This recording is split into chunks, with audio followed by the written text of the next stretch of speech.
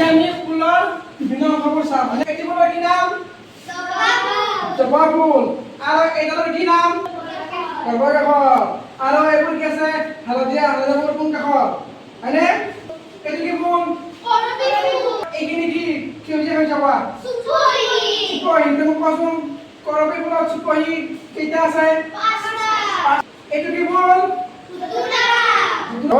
এতিয়া কৈছো মোক এইবোৰ কি কয়? এইবোৰ পুং কাকত। কোৱাচোন ইয়াত পুং কাকত কেইটা আছে? পাঁচটা। আৰু এইডাল কি মাজত যে আছে? তাৰপিছত আৰু এইটো কি কয়? এইখিনি কি কয়? এইখিনি নহয়, চুপহি নহয়। চুপহিৰ ভিতৰত থকাটো কি? ডিম্বক নহয়, কি কয়? গৰ্ভাশয়। আৰু তাৰ ভিতৰত কি থাকে? ডিম্বক। ফুলত চুপহি কেইটা আছে?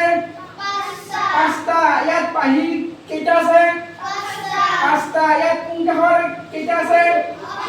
অসংখ্য আছে না? আৰু গৰ্ভ কাকত এটা আছে। এতিয়া বগা বগা যে আছে সেইটো কি?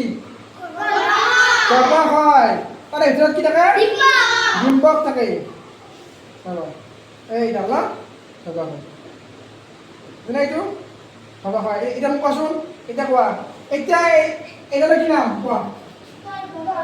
গৰ্ভ কেশৰ। গৰ্ভ কেশৰ। আৰু এইডালৰ কি নাম? গৰ্ভাশয়। গৰ্ভাশয়ত কি থাকে? ডিম্বক থাকে। এইটো ডিম্বক বগা বগা দেখিছে না? এইখিনি ডিম্বক দেখা পাইছে না?